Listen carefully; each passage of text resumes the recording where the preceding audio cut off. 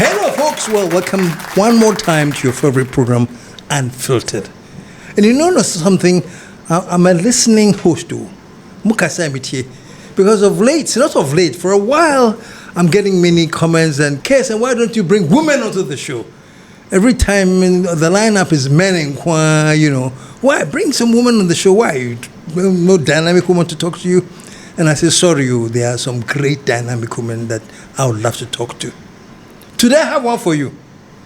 Just so you know that I listen and I obey, I have one for you today. She's a very dynamic woman. She's a co-host of the Onuya Morning Show. That's a hotbed of, she's a co-host there. And also a news anchor for Onuya TV News. She's here with me today. Let me shut up. Let me introduce my good daughter. Baby, my daughter. Either daughter or son or niece. Let me introduce my good daughter here, Nana Ama Ejakon. Nana Ama, welcome to the show. Thank you. But like joke, I've been chasing you for a long time. Oh. Yes, since last year. Since last year, yeah. And me joining Media General now start. Thank you. Now me start here. Now start here. Yeah. And I'm having good reasons, and I'm yes, saying, okay, yeah. made in much of my reason to do so. Reason is some fun. There's my reasons. No brand so I'm cry. And I was starting, but I'm happy to be here today. Good to have you here today. Good to have you here today. And this is a platform, and I'm sure you say you've seen a few of the programs here. We concentrate on building this nation. We are really tired of building parties and loyalty to parties, and we've gotten to the point where we say Ghana must be at the center of everything. So let me get your views on that to begin with. Is that something you feel too as a talk show person? What's your observation? Because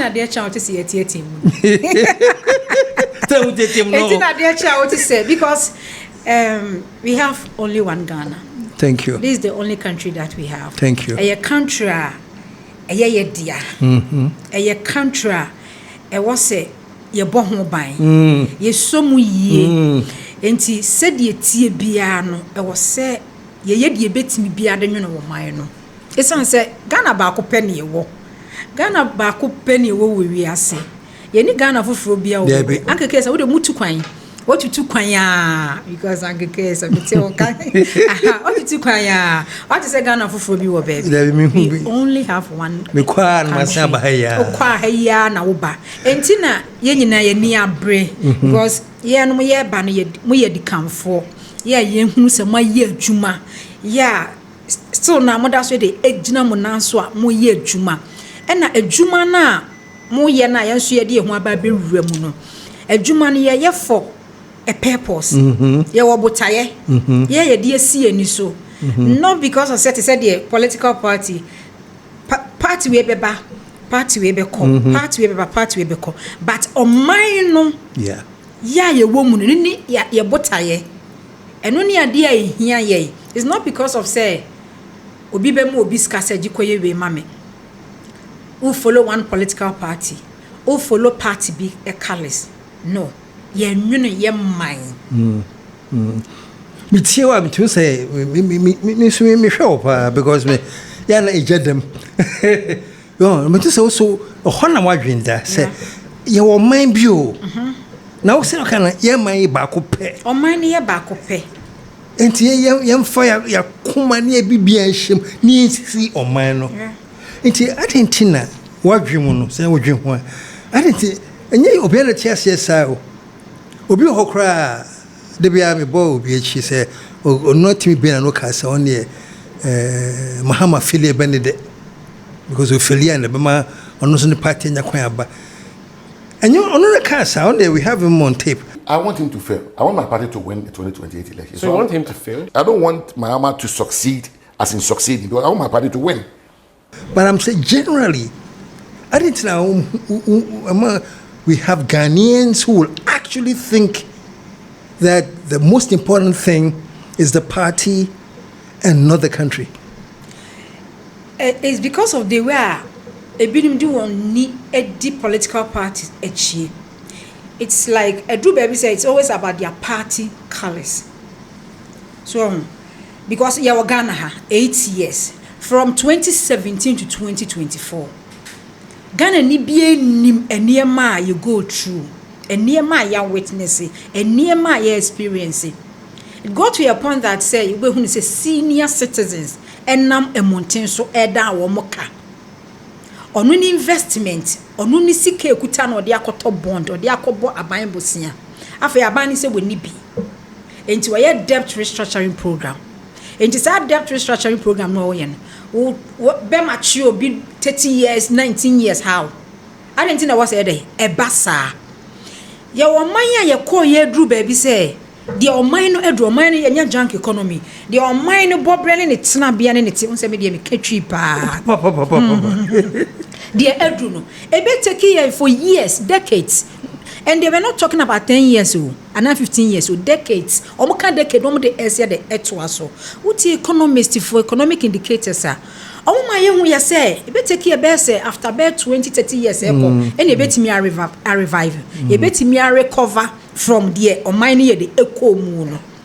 Enti na ni da so bie no, na omo so ana omani kuta wo mu no. Omo say nipa na oso oba de na oba beye because that time no mo run state na affairs omo na nim nia e de ekosu ewo mu ehun se ne ma asei to oba be de oba de na aba beye ma na me ye hwe wo so be ba na wani abro ho aso ba na oba obetwa yi living betting tax obetwa e de na aba beye obenya sika wo hemfa. You say you are going to reduce taxes, you are going to repeal the betting tax, the e-levy. You are going to repeal all these taxes. You are going to reduce the taxes at the port. We wonder where you get the money to implement the Onkukon Ketenkete. But this is the case, sir. In less than 1 year, just last month, President Mahama, State of the Nation's address, I was like, really? Today, Mr. Speaker, I can say to you with confidence, Ghana is back. Ghana is working again. And Ghana is open for business. The fundamentals are improving, and the path to sustained acceleration is very clear to everyone. From the outset, we resolved to choose discipline over waste, reform over excuses, and stability over speculation. As a responsible government, our first order of business was to halt the economic hemorrhage and restore order to our public finances. We tightened expenditure and commitment controls. We improved payables reporting and conducted a comprehensive audit of 2024 commitments to restore credibility and discipline. Mr. Speaker, these measures have begun to deliver some of the most remarkable economic outcomes in decades. Just 12 months and this massive transformation. Mr. Speaker, to the interesting part, exchange rate volatility has long been at the heart of hardship in Ghanaian households. We made currency stability a priority, and Mr. Speaker, we have delivered. Mr. Speaker,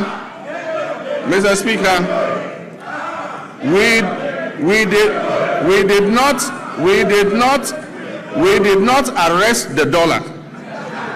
We strengthened the CD to put up a good fight against the other currencies. Just 12 months. And on my year, just say, you declare junk economy. You da on my intensive care unit. Mr. Speaker, our economy has grown significantly.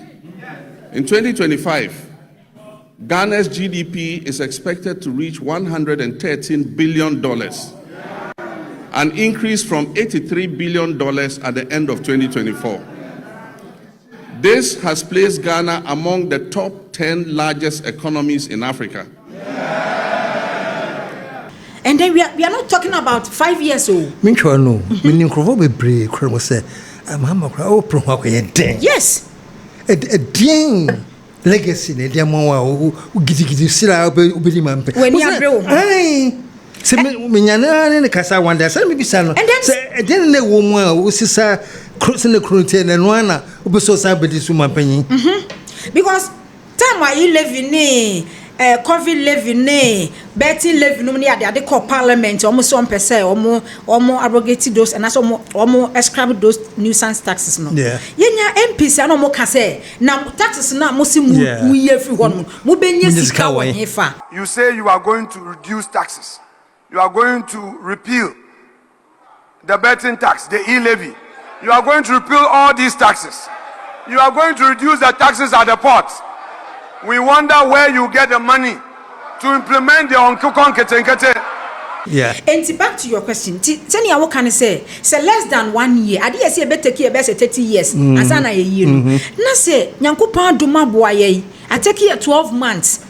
Na President John Dramani Mahama government. Enti me you money every month. I didn't know what's our case media me party colors enti. My show my kase me nim de enti e was obi tina Ghana hanomo na ne mpa boni say government ni emfele. I want him to fail. I want my party to win the 2028 election. So you want him to fail? I don't want Mahama to succeed as in succeeding. I want my party to win. We are mambo for utiri modern. Na just say what we say situation na Ghana for ye ko mu no ye funded yourself in 8 years. What do you mean for first 4 years crown tonchen but Nanado second term from 2021 to 2024 no say inflation etimi ko 54%, say dollar etimi ko 17 cedis, say fuel gallon e ko ya ko animu a o person o kire ye say no embro sa situation so yen ko best inflation 60%, dollar enko 25%, say dey mo kan say dollar say ka endis na wo so a ka best 25 cedis. Miracles. What do you say now with the dollar at 14.2? I'm very sure that if in August 4, 2014, the dollar was growing that fast, if the same managers were here today, we'll be buying dollar at 25 cents. Really? Yes. And because I can hear man say, yeah. So sana we show. But mo beto say tembia me no me fa ne ma bi a basic things and I am a example. O beto milk ketwa for 2 cedis. O beto milk kase 4 cedi 50 pesos. O kono milk kase 25 cedis. Milk ketwa 12 cedis. Say no o bom paye say e be kwa kodu 30 cedis. Na waka say ene na ye papa mbom esene enti se wo ye good ani wo ye dwadini wo krom ha sei na se o car me camera old camera ya me de buy 2015 ne ton shipment na $5,000. It was less than 20,000 Ghana cedis. Then 2022 one more ban $5,000 na less than 20,000 Ghana cedis. Then nam 85,000 Ghana cedis. Duty na 10,000. Afa na duty no enso enam just enam baby kra enti as a businessman ya na $1,000 eko ya ekodu $1,000 ko ya kokodru 17,000.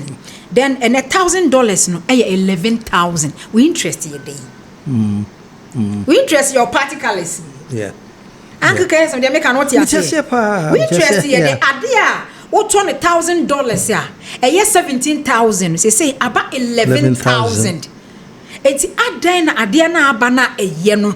Ye nyina ye mose. Na ye nsom. Na emom no ye bedwen say ye bebo ye ntiri mu po say from 17,000 no enko 25,000.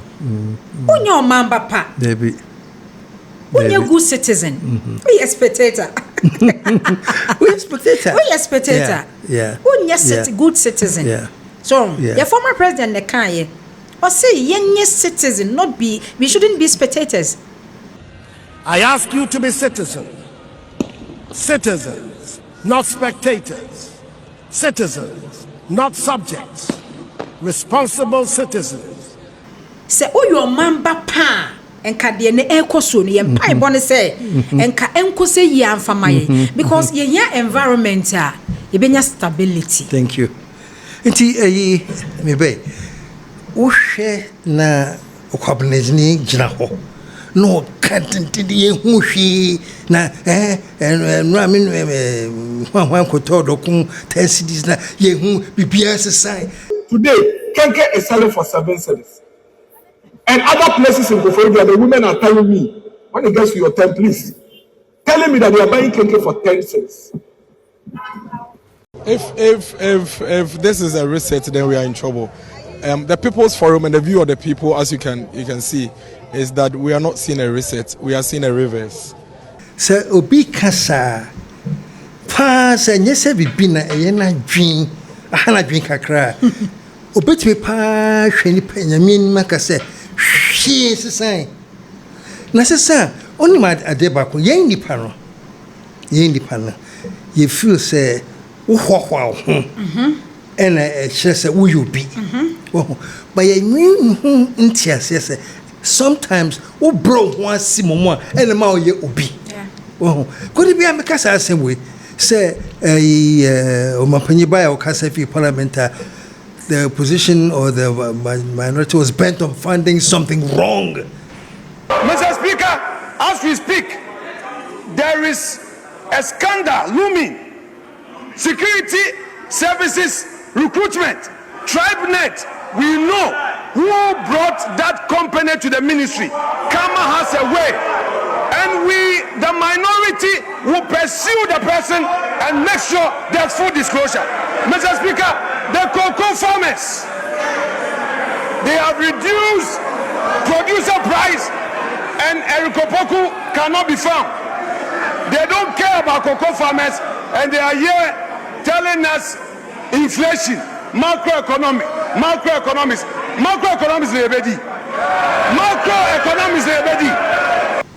This is just a simple thing. It's good to have you. We are welcome back there. We will oppose you when we think we have to, but at the end of the day, we want to join forces to build this country. You know, what's this craze? You want to find, to say, my friend, be a scandal hunting. Nipanam nepa scandal. Yeah. Because James is why. But has you first scandal when your name you.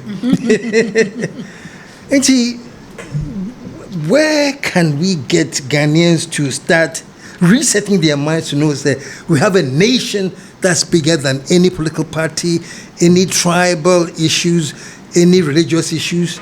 Can we ever get there? I say, yeah, queer nimuno, and your mess, Obeka said, first, no, and obi me stronghold. Ashanti region. Me strong 2016. And this is almost stronghold. Voter. Omuchiro mu bibi kakra. Some say I am stronghold. What take here for granted? Because I say mufi say, yeah no de. Mama ebio edimachi. Enti no. Emre no so ye no. And I'm so okay. So also ye infrastructure development.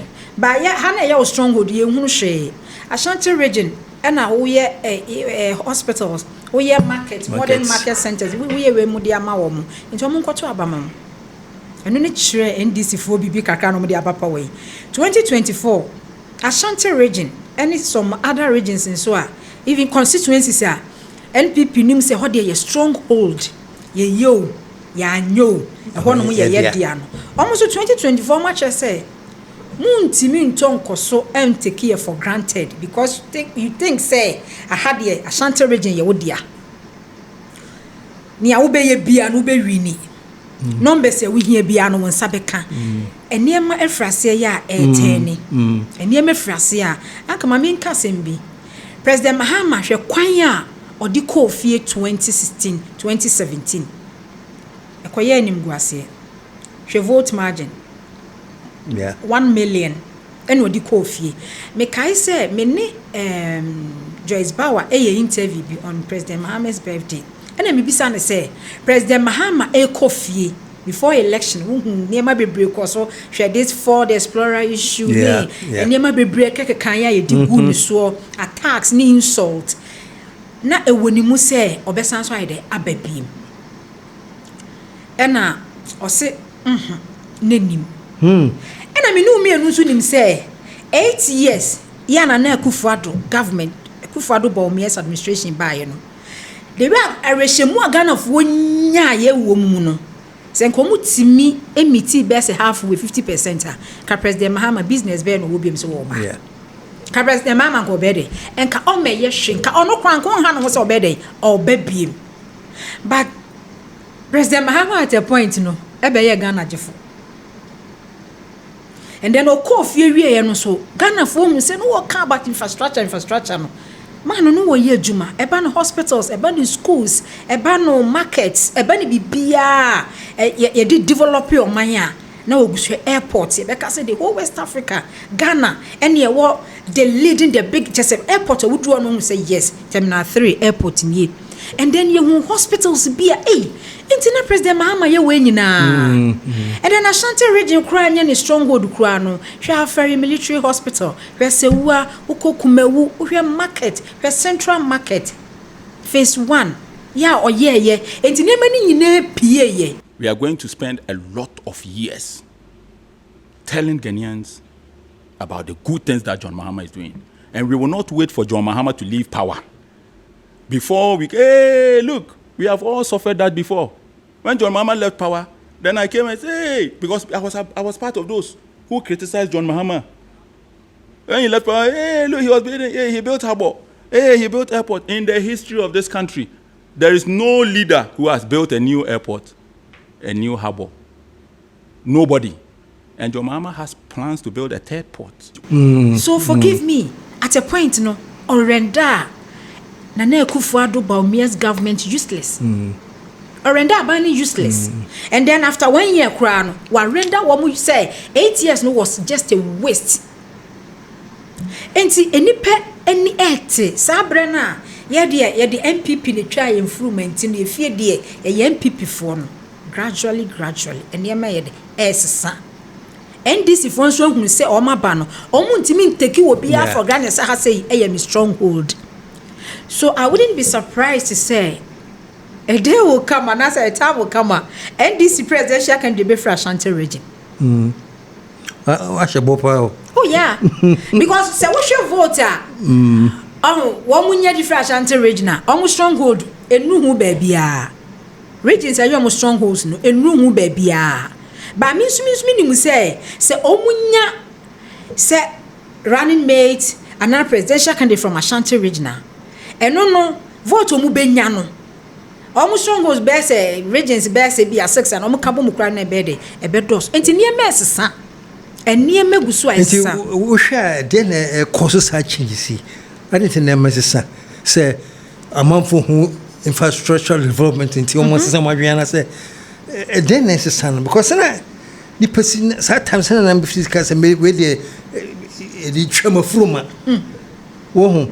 and if those say to me no say what do you think is causing those changes? Okay, free senior high school apa omo beneficiaries no most of them voted against NPP adentia so say papa no ma mean to fees entis fees na scanner or be hako to fees no omo dey sidai adansi bia ni baabia omo to fees but efie din okosku aduane be no wodi okosku a ye hu videos a expired food rotten items commodities ena ye nuama school for already ya tena ye platforms ya kase sebe enuano kura ye no ade man kura no minister fie enkraman kura no mo fa mfidi wo mo and you expect the same student and they say the ordinary firm with 3 years no eba eko SS AWSS or say baby ano wo no because of this policy ninti no enkro omo do so ama edu anwumra opia chese omo mattress esa abonten saa no omo daso and nipa no fa this ordeal mu this situation mu you think say because of that fees is 100 cities 150 cities ninti no say we dey me fa say 500 ninti no owi o ba beto abade amount enyema bebre na akoso because ade a woto no 20 cities no any bonus na 100 cities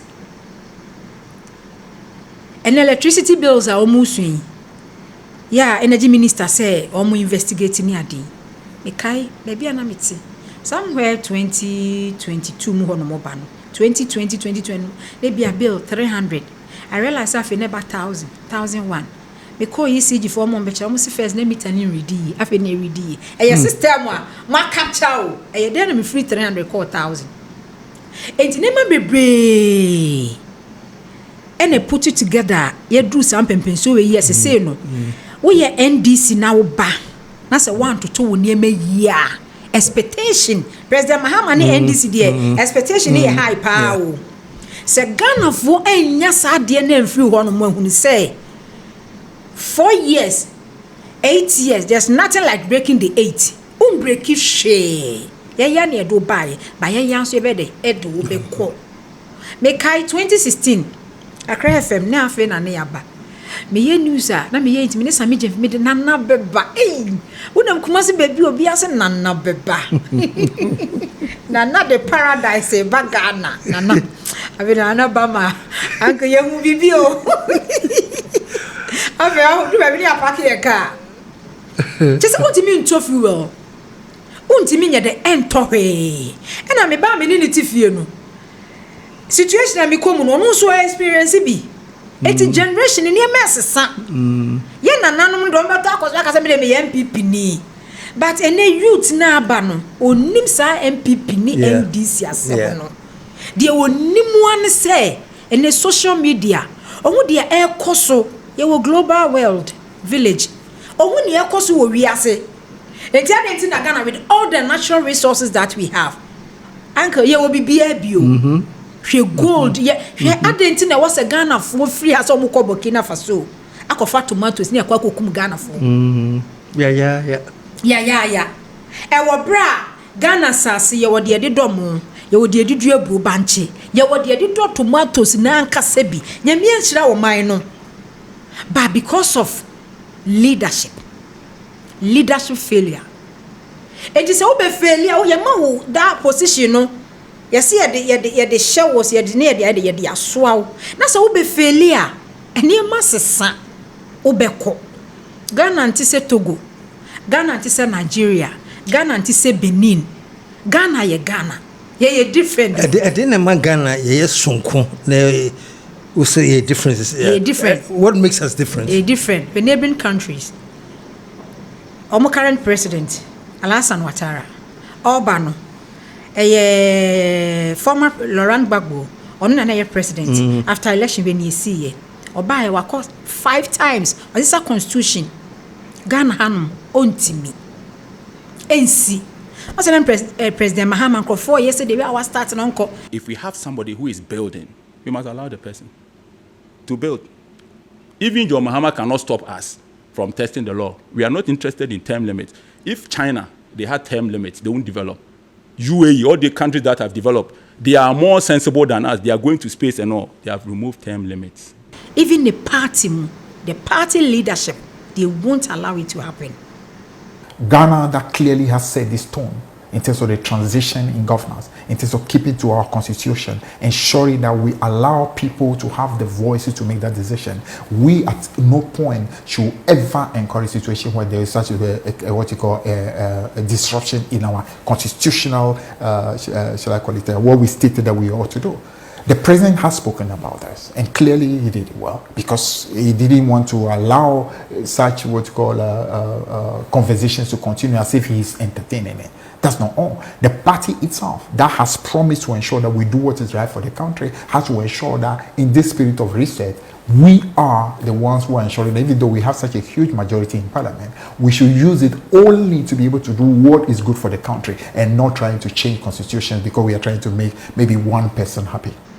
NC Ghana NC but Cote d'Ivoire shede ono di be president even though almost say like what transforming niema wa maniema country ono mo no develop but Ghana ha unkwa na wo nimdi edibu man obetwa 8 years etwa 8 years neko so she neighboring countries we Togo say why ni monarchy eno no yi ni prime minister ensi wa Ghana ukuma mapembeba ubekum Ghana fo nyina Nigeria president afenu baba Ghana on the president wa Ghana so anyama bebre ene there dia ema African countries no Ghana ye unique. Speaking of Ghana being unique, what mention sembi ho looting asamaya kaka dear ebinmu kan say the uniqueness of Ghana and tea, you find a French rule of law. In Tiaman for Belutu, say I will do to buy a set because a didn't farm Rakwanso. I say Attorney General Cassay and I say Special Prosecutor, and Rakwan the I see a deal first. And he almost say, Coca, for Reyes, and another, I want for Luzon, no free. Manchester, I say, hey, my trouble, Ghana had the rule of law, yet the law non French. I'm just saying that because you just mentioned a very important point. Say, you're different, you're unique, and certain things are CCC, other African intimacy here because of our respect for the Constitution and the law. Do we translate that same respect as a TSS, Ayeni, or but law, no, and Peninsula for Bianco to present? But what's your take on that? President Mahama, when you say 8 months or your media encounter, now me could be saying a question about plea bargaining. Patramidin and now major TV. My question oral. I'm saying, Mr. President, what can PR for oral? Now the last accountability series, Attorney General.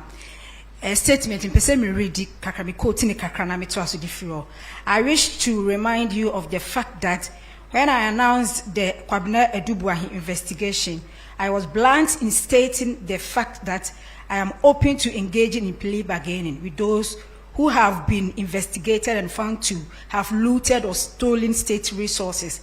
I mean no words about my intentions and will therefore not shut the door to any accused person willing to enter into negotiations with my office for purposes of reaching a plea agreement. Yenim se ya criminal and other offenses procedure amendment act 2022 plea bargaining. But my question is say you fight corruption. As Attorney General, State Attorney say we be na upon the atohonomwa. Say we loot state resource and as a fund, bra. Then we negotiate. Does it mean say we beti as say sikana me fire no me tuya ye jai no ana and de wo honomo ana. Me question no it does. Really? Plea bargaining. Say obi elutu or minor resources. Yeah. And now say o money proper be o money drapade a obetimi about office. Now one know about negotiating because there is a law. Yeah, I want more law no ye plea bargaining. Enti I didn't want me to say, I'm say wow. Politicians di Ghana for ehwagro plea bargaining. So me try say me show about Attorney General me board that video no. Enti me kwa na me twi nkofo adwen e ba so. Me wo honom NDC penny be frame say, hey, I didn't know boy me yam shame no. Dr. Domika you be akase boy. What's it you? What's me yam shame? Me no kranti ye. And then said you can say no.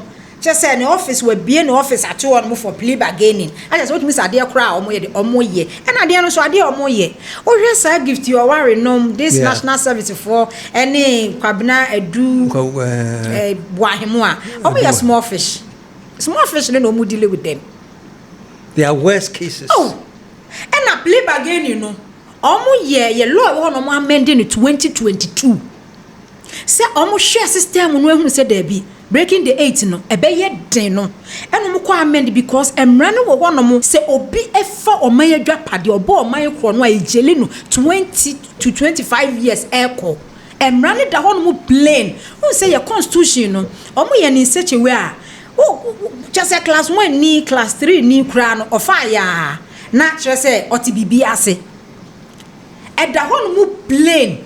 And to amotina se omu ya said the amenity and a bit do because omu say maybe I may come say omu pa say omu creati no omu lutu now omu yede no omu share bibia SML bibia every free senior high school policy na ya kan say no we hear the amount of money ya spend with free senior high school policy mu na we share enkwara ne dabre omu didie mu a agenda yen creati bibi because who create here then who be lutu no my day say budget no ya the finance minister call budget here obobo ne ma ya de ya allocate ya de ya de abede e de ababaye enti wo mo atena ase na wo mo hunu ya say da bi system no ya say no ya bokro no ya di o man na wu enti say ya anse samre mu afa plea bargaining say okay say nana meja ko Mabe minister, mabe MD, mabe kuta position bi. Sikabi afa mensase state asset property bi. Magia tum, also be prosecuting me. Magia tum dia, ene me metuya, I didn't know say how say, obeje limi. So, me ye show no, enti minya kwanya mi meet president, mana mi bisa na about this plea bargaining. Anyway, experience 2022 no mo year no mo de 2 no mo. FR investigations na yeah with regards to oral. Send ya okay no. MPP address omo de nhihye bi by ayemra. Se abande wudi efa case bi ho se ebia wafesika na bibia wo akwenya obetimi aka se yo ene aban case na mode kwedu amode bombe no me sande sika na se agudie bia na se bibia mode bombe kwedu no Mesandi aba senebeya bonfamin koto how do they call imprisonment efiase bonfamin koto efiase enti ayemra edaho enti obi ayabo no kwedu bia ewo tumi se obeka se you ene yentwa so na memfa seimra na yenjai sa eyuno enti eno enye aban ene ebeka eye nipa yedena kugina court and so say oka say oh munjai asem no mu na memfa seimra na say agudie bia me fa ye me famra na say japade bia me fa ye me famra na say bibi aban wa kwenya say ebeka say de bi enje na ye beto aso any case no enti ejina case no ene ni anipa ne ye enti still aban wo to me say even though wako emra na say aka say me pese me san ede bibi bema aban na aban eja case no mu aban betimi aka say de bi yempe yenje enti eno a case by case say o sheda ede adwembone ewia yesika a echese eso a ye nyina echese I don't know how to explain. I just say, Abo abain anase omain car. You to me say a beka say yempe nia ode bano na yado bekwa koto efiase. But ni baby reason ka say na ode koto efiase one na obeto aduane amano one na obehwe no oyare a ode no beka hospital. Enti say we wia sika na okase o sande sika be mawa. Ene ho onfa so se ye beji esika chen se ye di nipa no beko efiase enti ye no de Attorney General ene behwe no akan nia ehia. And then seriously President Mahama response or the man me mani anje ho say ye di nipa ne kokotumu kra o man na be feed no o man na be hwe no enti adenti na ene se nipa no say emra no ho no mo dia ye man nyide entua always politicians omo peke emra ne fa dey a favor wo mo because one hwa wo chine bi no na ene di ono ko wi mobile phone me ya story no e wo onua maache so no voter region ho enkura bi omo ye teenage fo bi ekoyire obi je ne phone old iPhone yi bi na cost to 700 cedis ye jeli wo mo be say more than 30 years. Wow. Oba bi ne di kan koye e na o say on fa ne phone no ma ne ye call oye ya na boys bi be na omo di phone ni dwane ye jeli wo mo more than 30 years. And we are talking about states, you know, government appointees, officials, millions of Ghana cedis. And nunti na Ghana for bre nya junk economy o. And nunti na ye debt on beto 120 billion. Afi ani ba ye ho so no, nya junk ni ye twemu 800 billion Ghana cedis. And no enti ena euro bonda obi just obi di best 8 years. Eji best less than 3 billion. Obi so edi best 5-6 years. Eji 11 more than over $11 billion.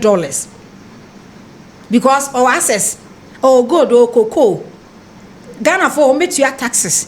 It no so sorry ya no international market or kwaji euro bond 3 billion. 3 billion no just a Mahama Mills Mahama 8 years say no mo je. President Akuffo no di Ghana call euro bond market no. Oji year was less than 1 billion. But just based on 6 years, no, they are more than $11 billion. Sikano so tinu say aside in now so bilateral loans wo hono mu. Hwe and cocoa board. Adenti na wo say government in power, wo opposition no. Okuta is not like say omu kuta evidence, so they have it. Omu kuta boni a o mind de omu die. But wo buy na what na so. Esan say wo de wo ye resetting agenda. And you focus on say oba be chasing crofo say ni. Enti what na so. What na so anti say nya say be international market world market no and na FOB no a drop ya ba. And ka be ka say yenye auditing e wo cocoa board. And then within a few weeks now you started say ye auditing no former cocoa board CEO are returning the car e di aba. Oh, so that part in the DS I'm disappointed. Even though early days yet. But me share and yama akoso 8 years. She loan so ayaje. Ye body say ye kwakwaji loan way for way. At the end of the day, project in the Emma so ye che sikano. Ye Paulugu. I didn't think also catch him say energy sector. What about to a car over 80 billion? ECG a car over 60 billion. Near was sector minister ho. Near was sector minister ho. ECG near MD ho. But Uncle then what ya fa ho. Yenti bibia fa ho. Near wo ye yan say always no the vulnerable. Ordinary Ghanaian and tonkoso and suffer. Emma politicians enye de enjoy. And one say we say wo che e de amaye. Enti no obi ko bufu 1 liter wo de 1 cedi ai de atoso. And now all of a sudden na fe electricity bills e de ekoso. Now we catch again so beto ka. Dr. Machopoku Prempe, no energy minister or Ghana ha. E dey na wa ya no dey na wa ka dia fa ho. Former ECG managing directors no more board chairman honorable Afenyo Makin wo Ghana ha. E dey na ma ka dia fa ho. Mon kan hwen fa ho because politicians e wo kwan ya wo be fa so a ne o hwehwe ne obenya e dey free Ghana ni wo.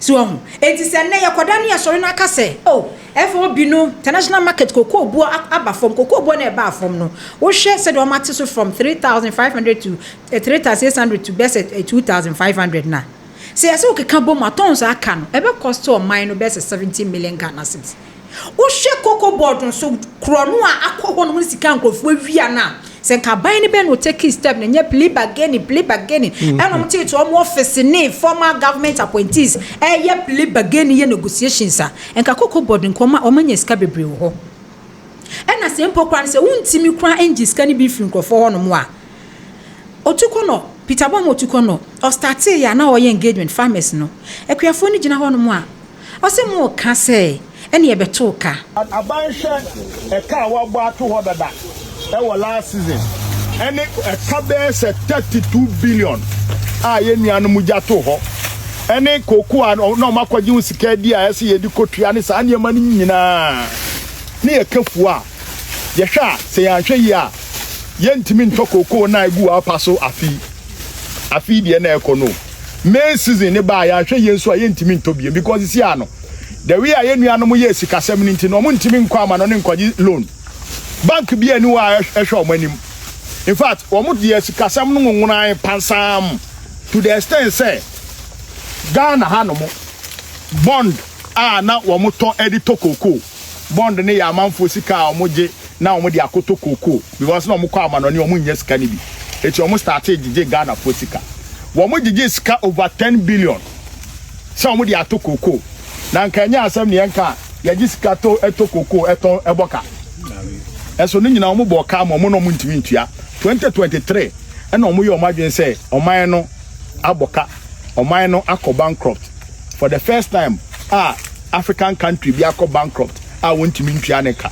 eti ye de ensato sayam ene ye pa wo mo a ye de omo kan nyina chew say ye sere mo ye be ma mo haircut usika ne ye beteso usika wa usika na ade ama kokofo no ye beteso na mpokra no ne ye wo na ese ye de ma no ye ntimi ntua osisi a ebetua 2025 muntie mi ye pa from 2023 no na nka esi etua mo ka no ye ntimi ntua mo ye betua mo 2025 eti no mo move sa 10 billion Ghana cedi na eso mo tua ma omo kobo obesia free omo no enso ba 2025 ɛno nka ɛka 30 billion no a yɛ ka ho asɛm no ho enye nkrofo na na wo ho no mo se ne wa great minister ne okoko board CEO ade na maye wo mo Obi say sem kakra me pese me busa ne se se de ewura su kan ye nya ntiase bebre wona som kan ne nyina mu na me kakra ha me se omo boss aka ne to ho no eye MPP for no bo ka no to ho no e de kwan na aban ne do omo fa so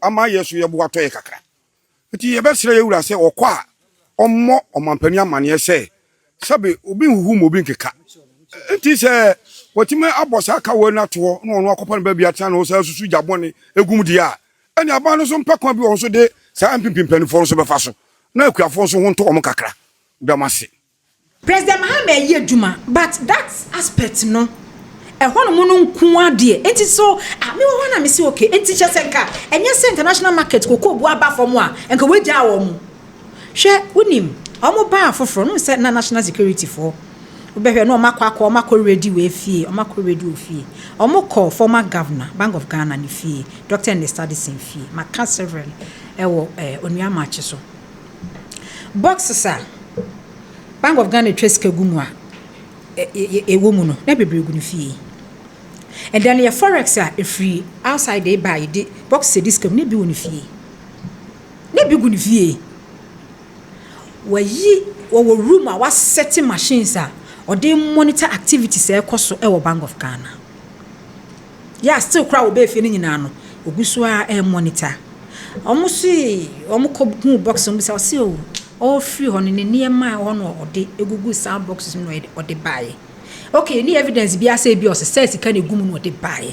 But yet Ghana ha the constitutional mandate as a governor of BOG of violate within 2-3 years Otwasika supported government no close to 80 billion emra be na wogina so a ode yes hade no yet Ghana ha parliament then minority honorable no reduce no Dr. Case to force be minority leader no query no musiki answers.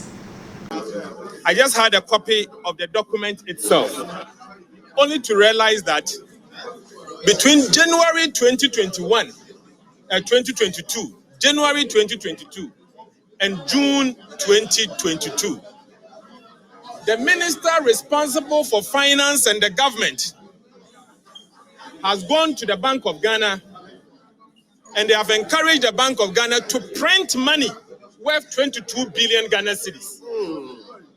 They have printed 22 billion Ghana cedis fresh money without the knowledge of Parliament. Because process ni bi no say a parliament or my name ran actually say this year your budget here sika e dey bo man ho akoma nyina no e 100 billion say next year no governor no na say BOG no e be support aban ne budget here e more 10% but otwa ne 100% no 200% nyina but uncle BOG governor ye ko ready ni fie no cars a we use brand new cars that we use a omo twi free onyina no call ba so omo san return cars ne back enko cars ne da so gu ho the constitutional mandate of violate your heritage fund or do omo sa bo mu ne niam a omo ye no akosi say so ordinary Ghanaian will continue to suffer. I'm sure that you so say unique. This is part of our uniqueness. People can get away with murder. Okay, uniqueness no one because evidently there are people who have done serious crime who should be doing serious time. They have a plea bargain. And example you see omukuya if they say phone umkodi say no go the phone people bro. They wish you want to be a beshana maja seminum. Mumsi no, musim randa ho.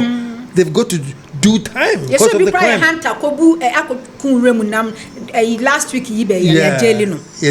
Yeah. Because of forest reserve.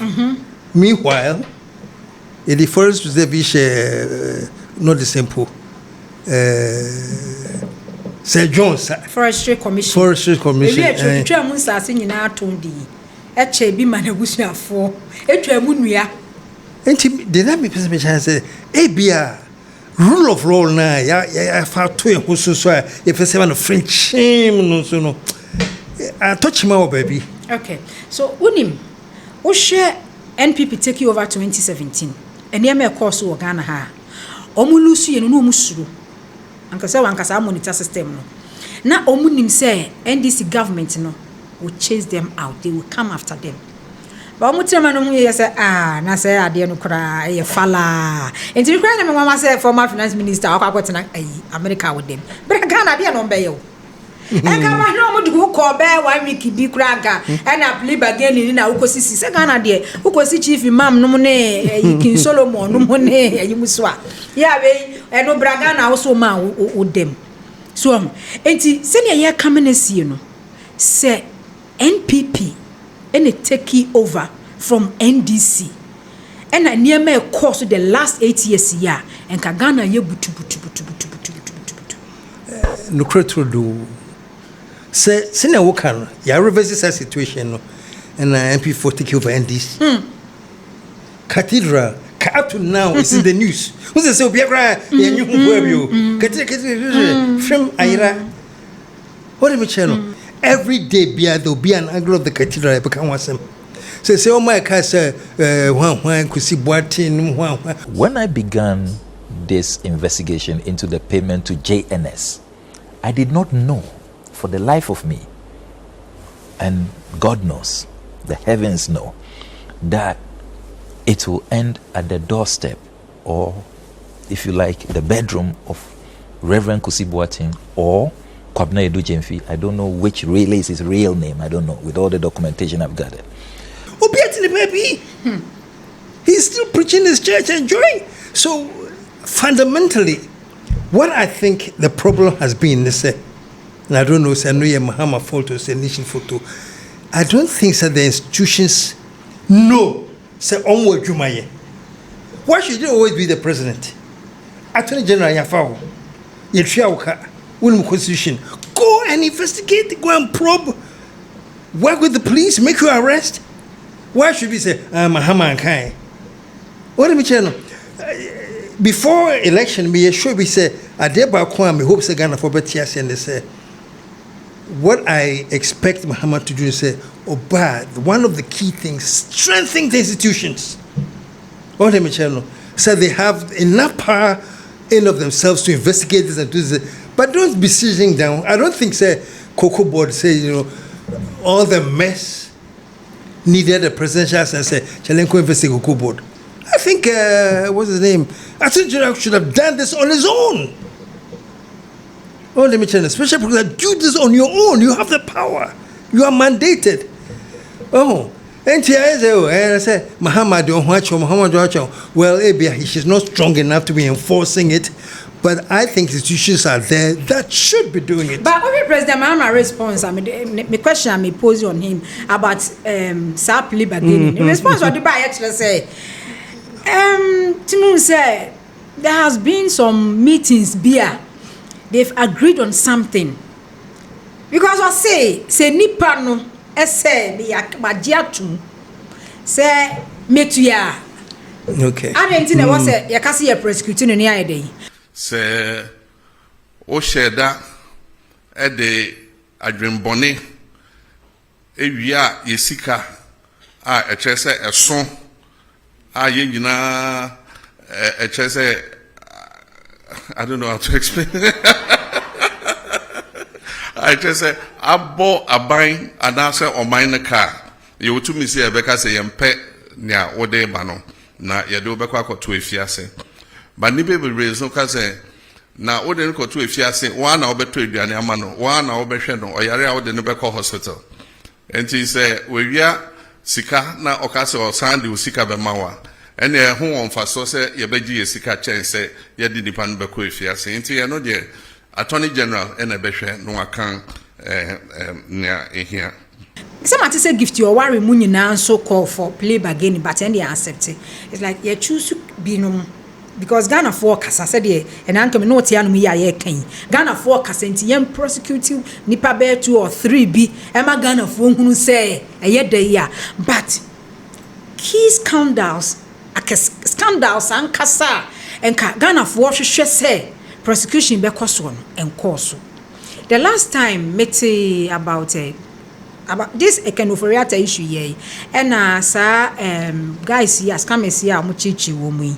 Abutri kanom. Na mti AG. And na AG no explanation bi dem man say Ghana for presse and mobile na womu hu hwe na American government authority no before they will go after someone no na atake on be say bia 10 years womu follow investigate you monitor almost be bia and say no mti by the time on be che wo no not so mukuta bibia. I noticed that when the FBI is making a request to me to extradite someone here who has, committed offenses that have affected Americans, all right, I look at what the bill of indictment, and the investigation would have taken 6 years, all right, 6 years. So with the extradition that we saw happening now, yes, it didn't start. It didn't. No. Oh, and they are so painstaking that sometimes they will even allow you to come into America,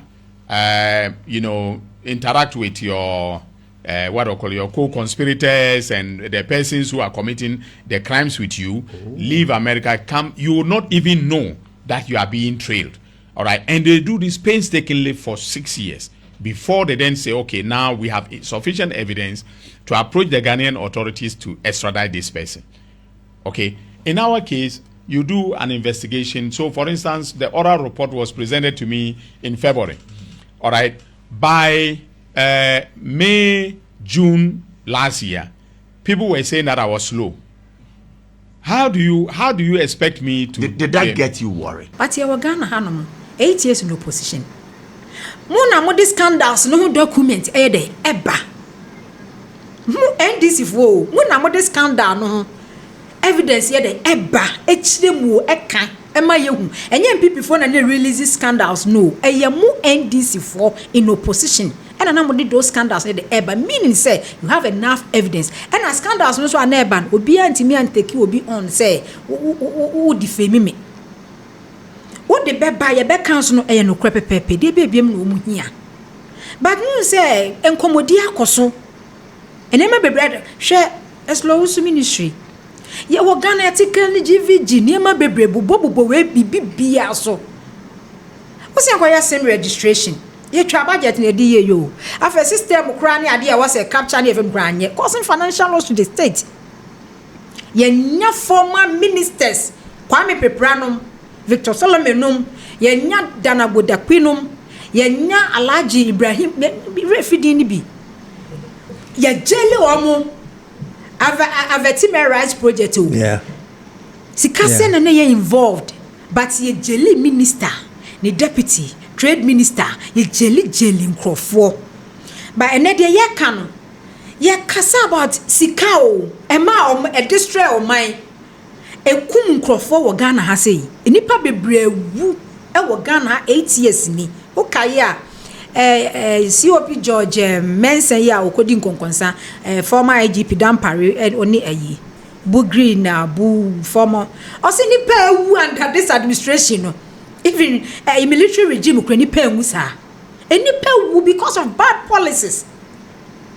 Enipa wu ye nyina ya wo Ghana ha ye nim se nipa wu because of greed, thievery, chrono ya ekoso, and it's not like say evidence ni ho. At the whole mu plain. And when I say Deputy Finance Minister in Parliament, at the Aegis report 2024. I mean, we are not into the. These recycled claims originated from the following MDAs: Ministry of Roads and Highways, 3.6 billion Ghana cedis; Ministry of Health, 384.8 million Ghana cedis; Ministry of Energy, 216.7 million Ghana cedis; Ministry of Food and Agriculture, 57 million Ghana cedis; Ministry of Defense, 40.9 million Ghana cedis; Independent Power Producers, 36.4 million Ghana cedis; Ministry of Finance, 26.4 million Ghana cedis; and Ministry of Interior, 3.1 million Ghana cedis. Mr. Speaker, but for our vigilance, the Ghanaian taxpayer would have lost a colossal 4.4 billion Ghana cedis in these recycled claims. Mr. Speaker, Auditors identified duplicated and overstated claims by MDAs totaling 1.4 billion Ghana cedis. These MDAs include the Ministry of Local Government, Chieftaincy and Religious Affairs, an amount of 408.3 million Ghana cedis. Ministry of Energy, 386.7 million Ghana cedis. The National Service Scheme, 334.5 million Ghana cedis. Ministry of Roads and Highways, 125.65 million Ghana cedis. Ministry of Health, 114.2 million Ghana cedis. And the NCC, 8.8 million Ghana cedis. As far because it's the end of the day. Because at the end of the day, nothing will happen. Nothing will happen. 2023, dear, by last year, yet muni a canny a say. Maybe a free mama. I will say you're holding Crawford accountable because you're more position. Who are responsibility you allocate to your office purposely for something. Kwaya Paulo go down $12 million. I could say, yet Ghana had train quine. Railways a train quine. A from the associate your cry, yana in Shotana and Adia, yes, a quack sky train. $2 million per she age report aba. Ye chiesika the amount Crawford or Munya Juma.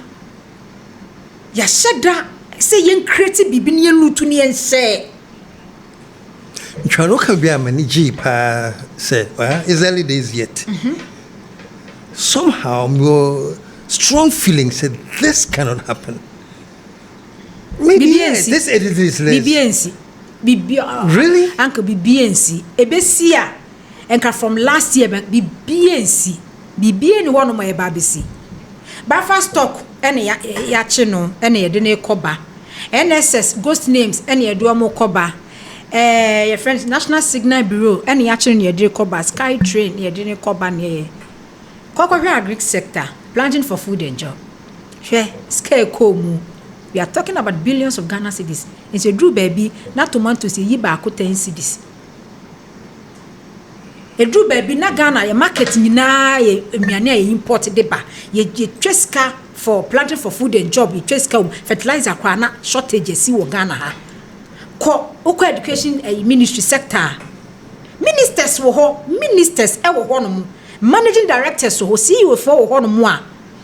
They are involved in huge scandals, but ye ja wo mo uncle BNC ebesi ankisi. Me o GD pass within 1 year. No, within 1 year, something will change because ain't me say ya. Me mom de me ni GD bia. Really? Me mom de. Me ka say me wo GD me one is President Mahama ye hu transformation or your money. But e banu omo a sika omo di Ghana bonu. They talk about the fight against corruption, for which was a campaign issue for him. We'll launch a strong anti-corruption fight and allow the anti-corruption institutions unfettered space to do their work. We will launch an Operation Recover All the Loot to investigate, prosecute, and recover the proceeds of corruption.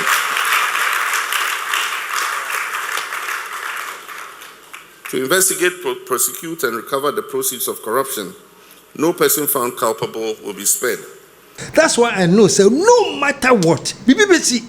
But I'm so if you say, because President Mahama prosecuted Abuga Plea, Philip Sibit, and Akuffo no become almost standard trial. Even NDC crana you worry me, say NDC one of prosecute you, but Obi say ye nim. And I can plea bargain no so crano. Omo be update my brief me is okay. So plea bargain, you know, way. But discuss it. We say when. Me want to me standard trial say and no about minor concession way. Now no matter say minister communication or a friend is at the presidency in charge of government communication. Felix Eka so more freezy chairman want to me nisika close to 50 million Ghana. For instance, in chairman want to me case alone, close to 50 million Ghana cedis of money in his account has been frozen. Uncle, sika kwa system, sika won krofo. Yeah. As low sunum, any how a kumsin num, health minister num, and the friend is a doctor Meto Poku Prempenum, and a former education minister num, ministers be brave. Sika be brave for baby, and you can for real time. David. And I make her say, Mimum dear, just for the fact, say, their campaign should dear, no matter what. Onye Musa, I don't know the strategy, I don't know anything, but I'm sitting here today and telling my audience, and I want to know witness, say, within 1 year, we'll be shocked. Oh yeah, something will happen. Now, something must happen, no. And to me, yes, sir, so, and ye, sir, come be raining, will be a far dear call. And now I will say, me, they me, we are 10 million, me, the 1 million, but my main plea gave me the amount to me. No. But I don't know, so. And I also, a two-way track. When I'm a catcher, President Mahama administration. To be tried within 1 year. What was a papa messia for us a brand name? Oh, maybe Momudi. Oh, no. Maybe Momudi, who say, there's almost a can overreactor. It's a can overreactor background, or a bit free US, the baby. Uncle, system, no, a favor politicians. Yeah. Emma, Ghana need a break. No, but yeah, resetting. So that system must stop. And then that part, no, fighting against corruption. No, and one money, dear president, even though no administration with the almost because scandal hits it while be but that dana will be to you now. Find like we don't know what is happening.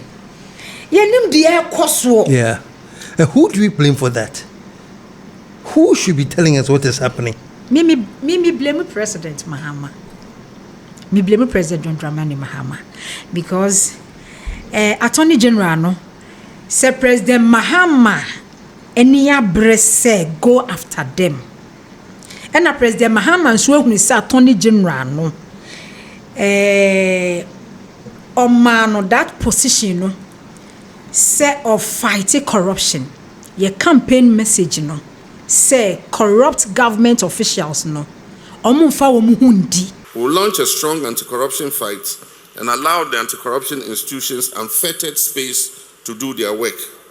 We'll launch an Operation Recover All the Loot to investigate, prosecute, and recover the proceeds of corruption.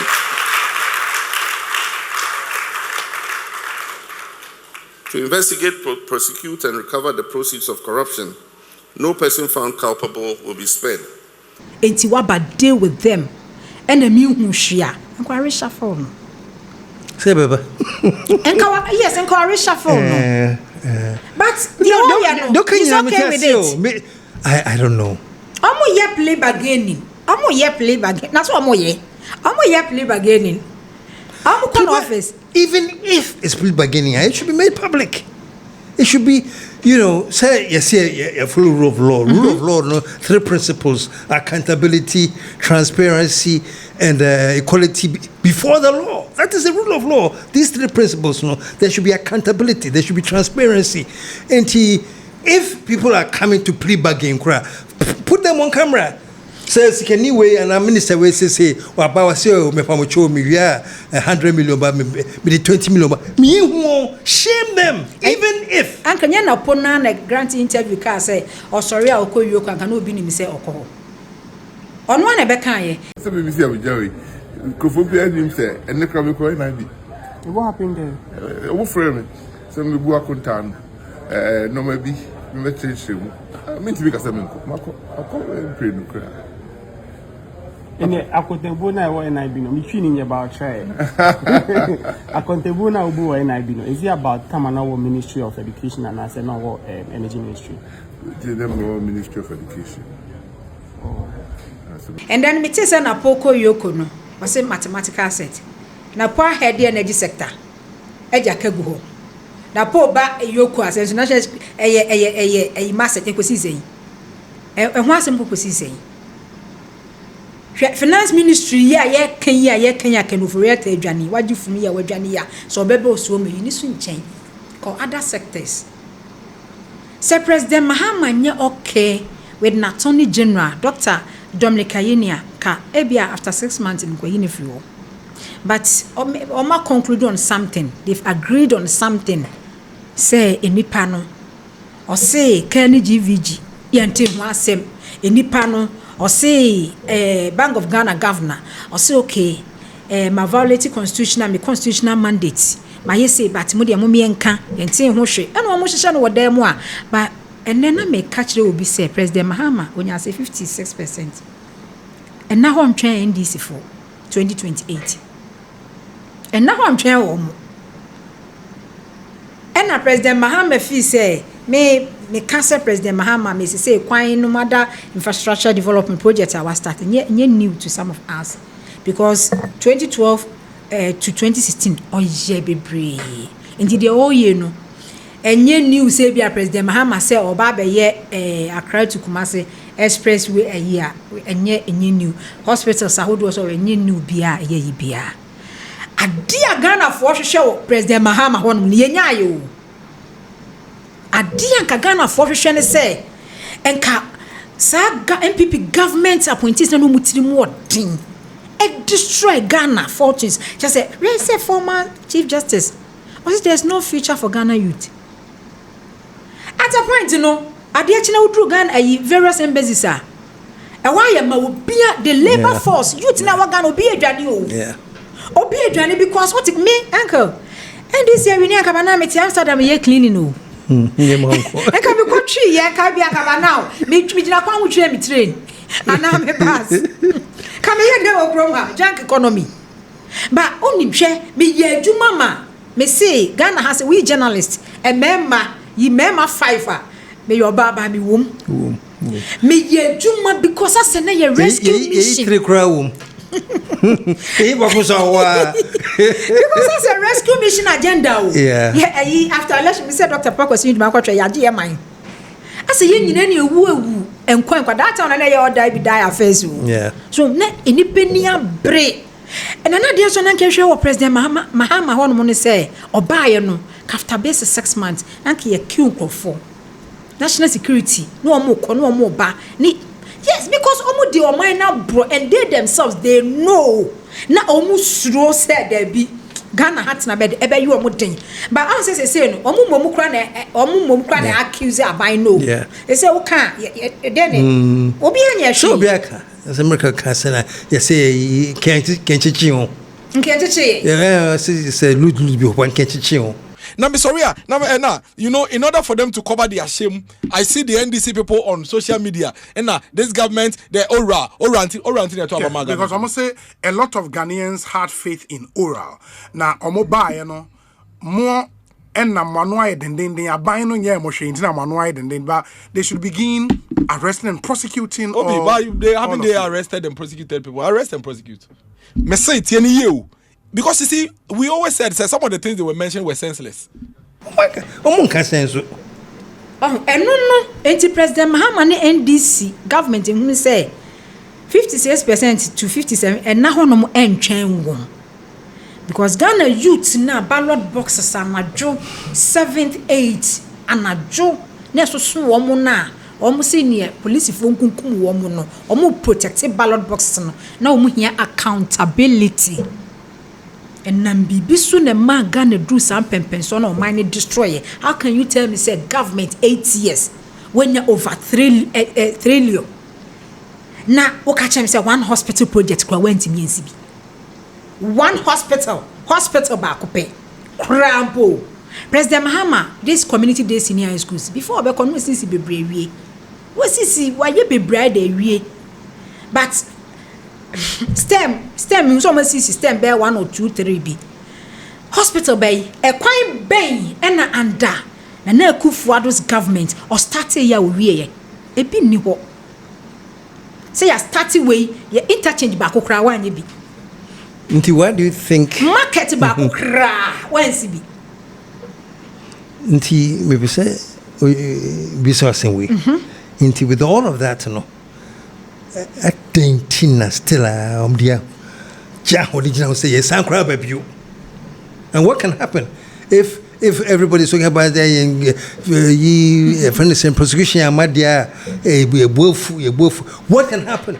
What's the worst scenario? Said they come back because what we're expecting Mahama to do he didn't do. Okay, so say no omani abre some person sanso baby A dear normal campaign message. Mahama and she.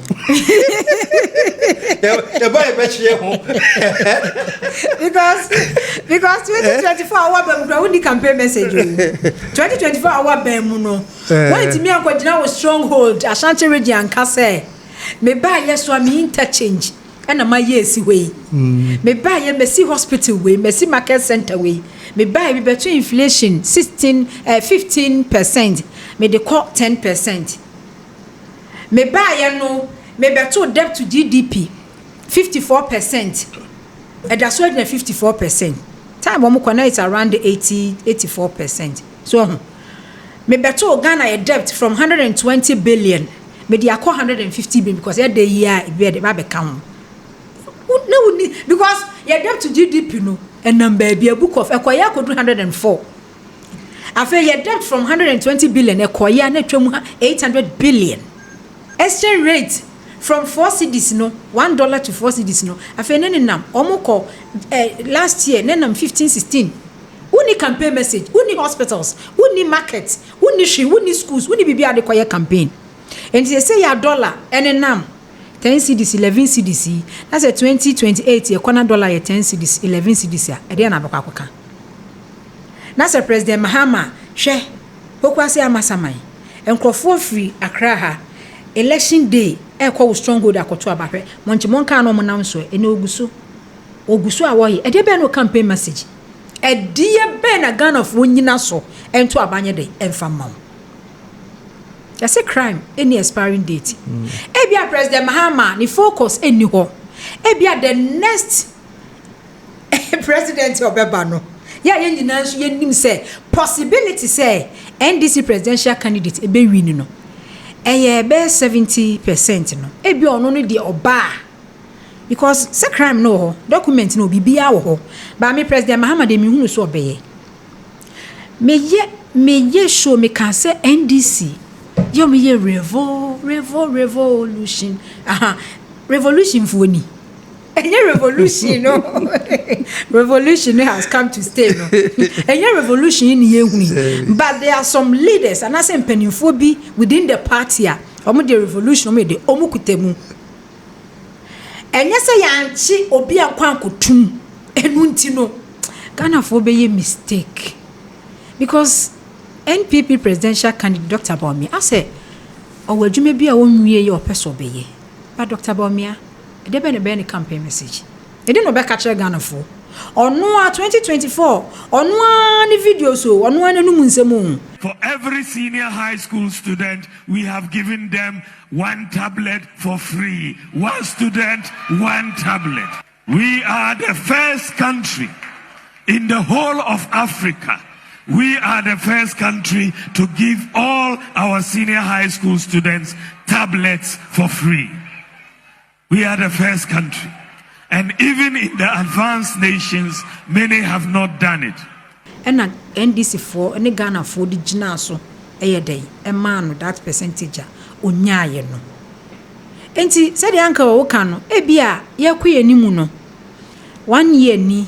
Fena umugusu a womoko ye hwe because we have finance ministry report almost audit me reporter abani adena we are all praying and hoping say enkrofon fa omuhundi me ni be sa hope ni fiba me we mu pa o say no, I don't know what the plan is. Because you shocking me. You shocking me. I'm shocking you. I don't know. I guess only me view. But just the common sense, actually, all this looting that has taken place.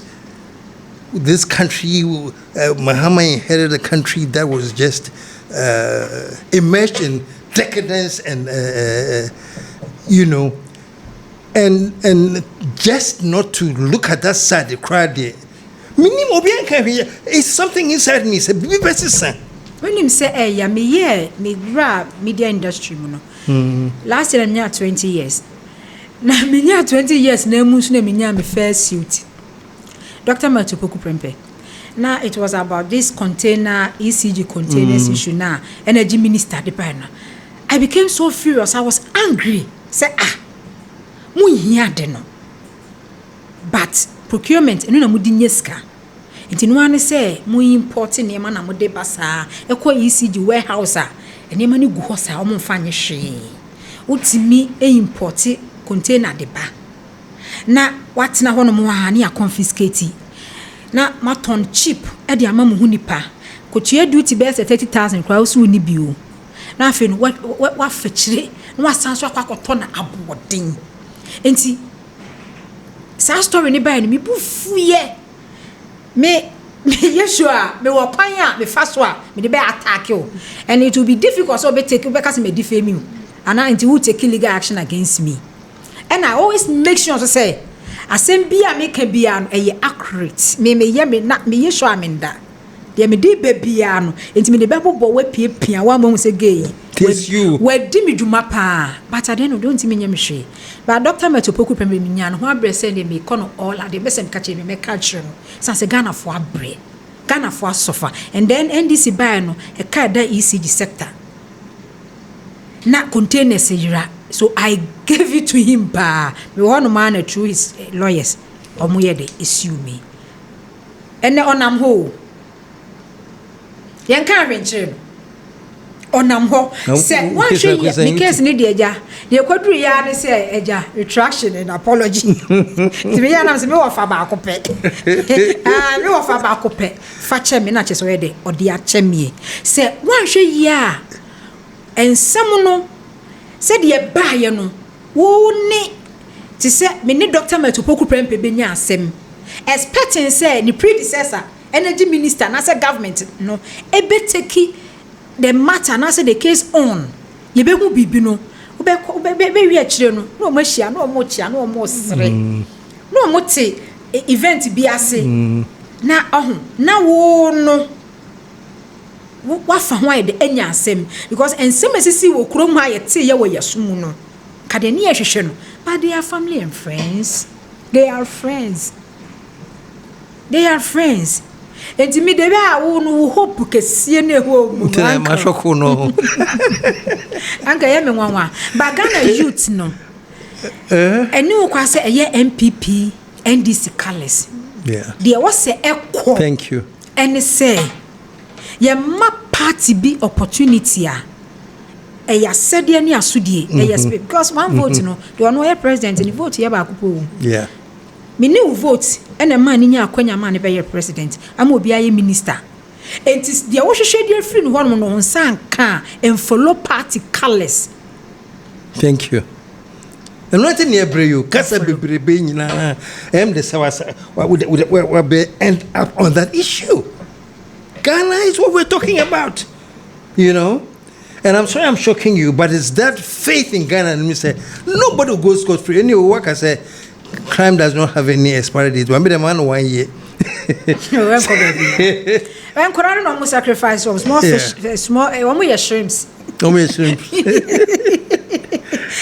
And I fish I can see any nam home. You friends gift you worry na omo do diago.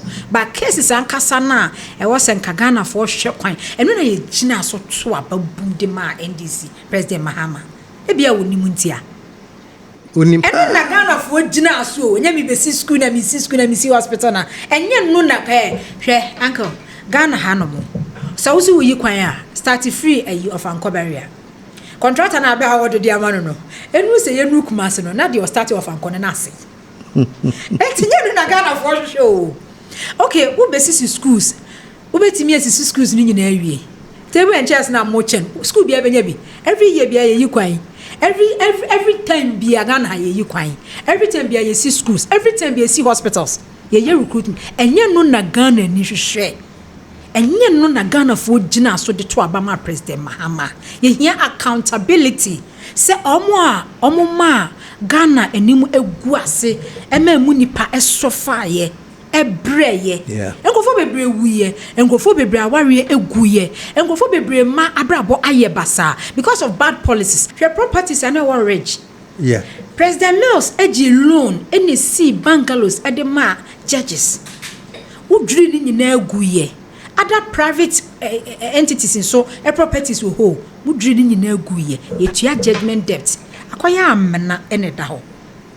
am now former president Emra Ebono ho ban enti what ne baby on fa untimi prosecute no odun sako kana Ghana ni beda na ede ebutu but this country me refi the other countries here you prosecute or former president for you prosecute or who spending millions of dollars akọ sell properties asa ye dwapade etu amna asa atontontom asa atoyade ama nkrofo na ejanisa because we better na waka say President Akuffo Addo o set up even committee be say omo investigating president cry appear before that and can the whole Ghana buses be free ayi north east southern west obi eba what the president on Jane say taxpayers money has gone to west fast wo bia maso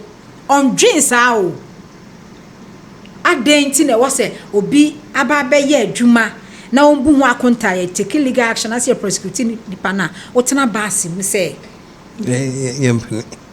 company Jimmy NDC ba let the system work uncle let the system work na ekoso omo de no let the system work hwe opuni ene me former boss Edu Agongo former senior minister omo ba ya akro money 1 million eji auditor general's report by na $1 million ya di ensabum senior minister no omo say omo de ma akro for some investigate cocoa board opuni ni Edu Agongo issues no ni ade about sa contract bi ni ade edwa oba wate ho asem omonte ho asem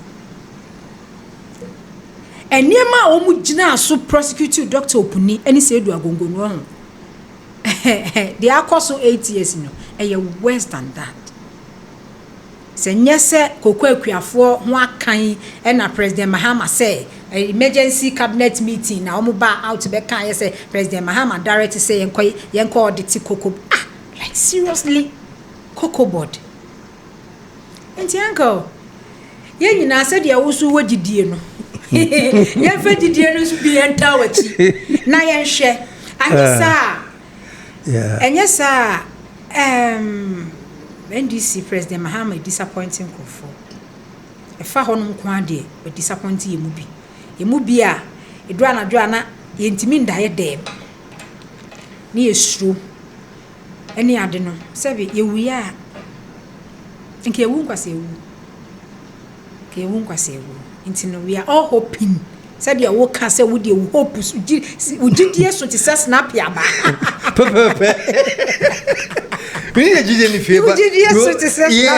yes something must happen just by the I believe in the laws of nature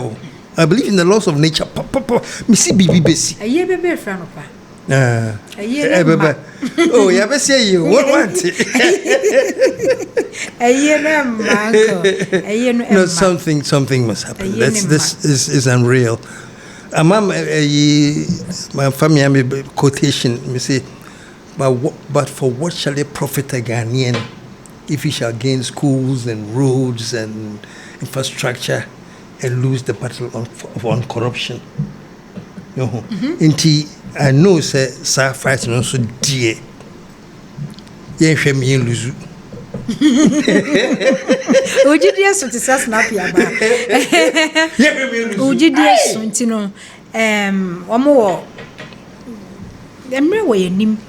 Enti ye hwe ne ekọ, ye hwe ne bekọ akosi. Pacho. Ye hwe ne bekọ akosi because anya sa ade a ehon mo no nko ade President Mahama. The medical can be disappointed. Yeah. Or that part. And they were disappointed Ghana for. Yeah. And not dear. Yeah. It be NCA.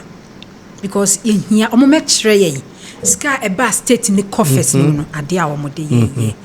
Who do P, GMPC, I quite remember Muko BA, account be okay man land. Yeah, nenu kwa se basa GMPC, state no resources kakra yenya no mo de call parliament raise issues but that time no raise issues we are the owners, we are the rightful owners of the land. Sana Madam Eslowu Kent na mo fa ho. Nana Akuffo Addo leading the vanguard, Dr. Baomi anso tai na chi, ni nyina anso so yedi achi. yemya ya boso ya je yeman no enti se na ma ban no Ghana fo enya answers answers but one thing Uncle Many agene say President Mahama buy no 1 year ni me regretted that say me ye adwuma den me konkoden me former friend me yasanto a besan say na enya konketo me ma me papa na omonda omotia no musuro ne nkofon so frɛ me na that I have friends some wo NPP national security because madam hweye di say no ni ade but eno de eye me nije say me hwɛ within 1 year eye me nije say like I was part of the rescue team mission. Thank you. Eno de me nije ho pa say the ni bre say ye GMI Ghana ye second independent no na me ka ho bi eno de me nije pa and the be am come program is to say monum ni ye no my decided said no, this cannot go on. No, we stood on the right side of history. For standing on the right side of history. In TM, there was one year just saying, no, it just said that you were standing on the right side of history. God bless. Folks, I'm going to bring this to a close. And trust me, I have been trying to get there for a long time. So no, I can. And I know you have experienced and have enjoyed every second of the show. So join me to say a big thank you to Nanama Ejako. Why are they? Happy to be here. And you'll be back again. Mr. Afro. Sit to the social. And thank you for that. Welcome. Okay. So, folks, I think we get your way again next week with another Unfiltered edition. KSM and my daughter, Nanama Ejako, signing off. I almost say we are out of here, but then just signing off saying, see you next time.